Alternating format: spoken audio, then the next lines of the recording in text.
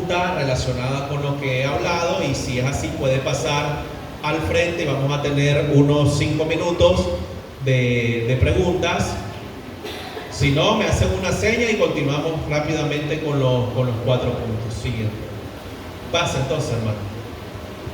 Relacionado, ya sabe, con los primeros 4 puntos.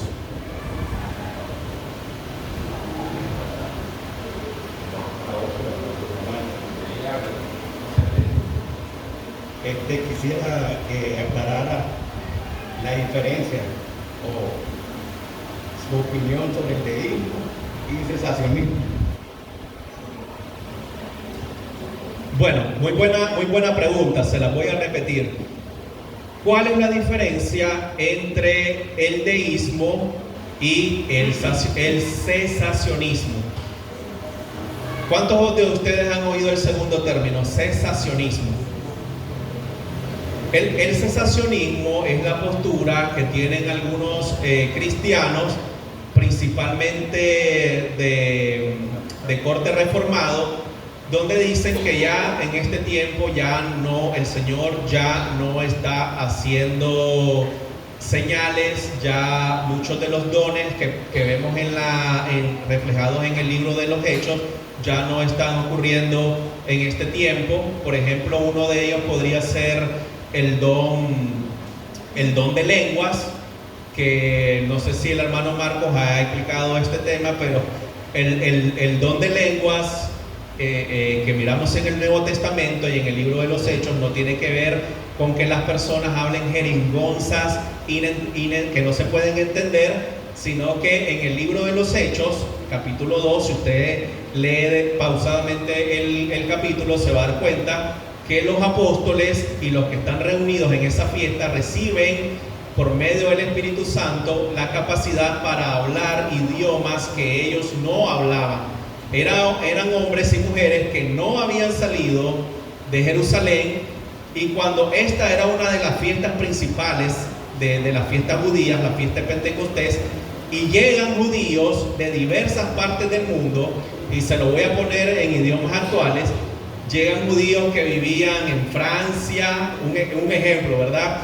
Que vivían en Francia, que vivían en Estados Unidos. Entonces llegan estos judíos a Jerusalén y llegan hablando inglés, francés, italiano, chino, etc. Y escuchan a estos hombres, a los hombres que vivían en Jerusalén, alabando y glorificando a Dios en esos idiomas que eran de esas regiones alejadas. Entonces, hay una relación, hermano Eddie, muy buena pregunta, hay una relación muy estrecha en lo que es el deísmo. Podríamos decir que el deísmo, hermanos, está más enfocado a las cosas relacionadas con cómo Dios trata con los asuntos del hombre. Es decir, alguien que es deísta, podemos decir que es también incrédulo. ¿Por qué? Porque si ya Dios, ¿para qué yo le voy a orar al Señor si tengo la necesidad de que me sane o estoy pasando una tribulación en mi vida?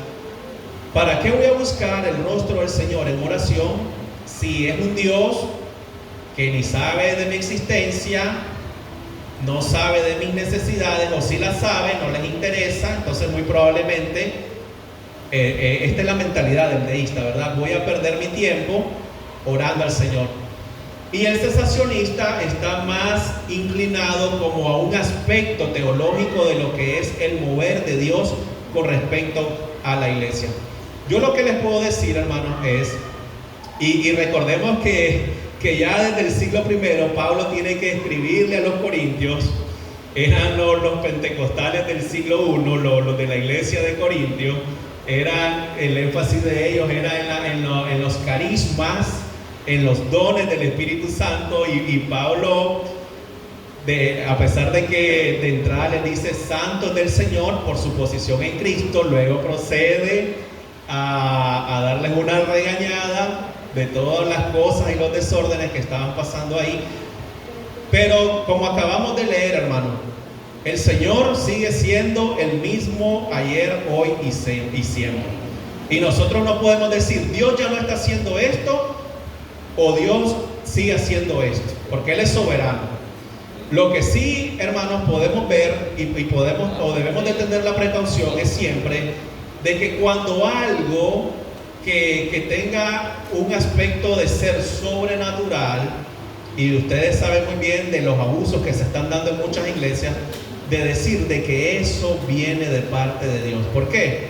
Justamente por lo que vimos en un punto anterior, de que este es un tiempo que se caracteriza por el error y el engaño. A mí un pastor, por ejemplo, en ese aspecto, hermanos, de la lengua, yo les voy a dar este testimonio, que esto me lo contó a mí un pastor que trabaja con un ministerio que se llama La Voz de los Mártires, y él me contó de experiencias, y a lo mejor ustedes han escuchado estos testimonios, donde misioneros llegan a lugares remotos, donde no manejan el idioma de la población nativa, y Dios les ha permitido a esos misioneros hablar y entender el idioma de esas tribus. ¿Puedo decir yo que Dios ya no está haciendo eso, que Dios ya cesó? No lo puedo decir. Por eso mismo. Pero debemos de tener cuidado, ¿verdad, hermanos?, con el abuso que se está dando acerca de eso. Entonces, el deísmo, hermanos, podemos decir que está más relacionado con la manera en que Dios trata con los asuntos del hombre y nuestros asuntos personales, y el cesacionismo tiene que ver más con la manera en que los dones repartidos por el Espíritu Santo, o la manera en que Dios está operando a través de la iglesia en este tiempo. Por ejemplo, ¿quién es un cesacionista y reconocido? John MacArthur. John MacArthur es un cesacionista, y muchos del círculo de él, por eso les digo, generalmente los de corte reformado son cesacionistas. Espero que haya respondido la pregunta, hermano Eddie. No sé si hay otra pregunta más antes de continuar o sigo adelante. Muy bien, voy a continuar entonces. Muy buena pregunta la que formuló el hermano Eddie. Número 5. Dependa del Espíritu Santo. Les recomiendo que busquen, en primer lugar, que lleven a cabo de esa área de la teología, el área de la teología que estudia al Espíritu Santo se llama neumatología, y ustedes pueden encontrar muchos materiales. Les quiero recomendar un libro que escribe justamente el doctor Charles Riley, que se llama El Espíritu Santo. Búsquenlo en alguna librería cristiana. Y bueno, hay muchos cristianos que le temen al Espíritu Santo, y por supuesto eso se debe a que no tienen conocimiento respecto a la tercera persona de la Trinidad. ¿Cuántos de ustedes han recibido alguna vez en su casa a un testigo de Jehová? Levanten la mano. Muy bien, casi todos hemos recibido la visita inoportuna, ¿verdad?, cuando estamos más ocupados, de los testigos de Jehová. Pero tienen algo en que nos superan con creces, hermanos, y debemos reconocerlo. Esa persistencia que tienen, porque usted hoy los despacha, llegan a su casa y los despacha, tal vez hasta de malas maneras, y al día siguiente usted los va a tener de nuevo en su casa ofreciéndole el atalaya y el despertar. Nos convocan a nosotros a actividades de visitación o evangelización de 50 o 60 hermanos u 80 que pueda ser la membresía de la iglesia. Solo llegan 10, 15 hermanos. Así que en ese que sería muy bueno que tuviéramos esa tenacidad que tienen los testigos de Jehová, y ellos que andan enseñando una falsa doctrina, y nosotros que tenemos la verdad no lo hacemos.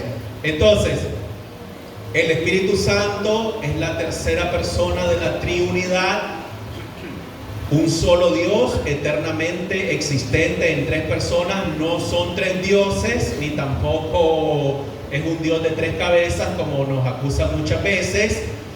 Es la presencia sobrenatural de Dios en el mundo hoy, Y el Espíritu Santo en esta dispensación está realizando una doble función. Una con respecto al incrédulo. Es el evangelista de Dios. Es el que obra en los corazones humanos, así como una vez lo hizo en usted y en mí, y los lleva hacia la cruz en arrepentimiento, para que puedan recibir por la fe sola en Jesucristo solo el regalo gratuito de la salvación. Y este punto que está ahí en Juan 6, versículos 44 y 65 es muy importante, porque nadie puede ser salvo sin el testimonio de convencimiento que lleva a cabo el Espíritu Santo en los corazones de los incrédulos.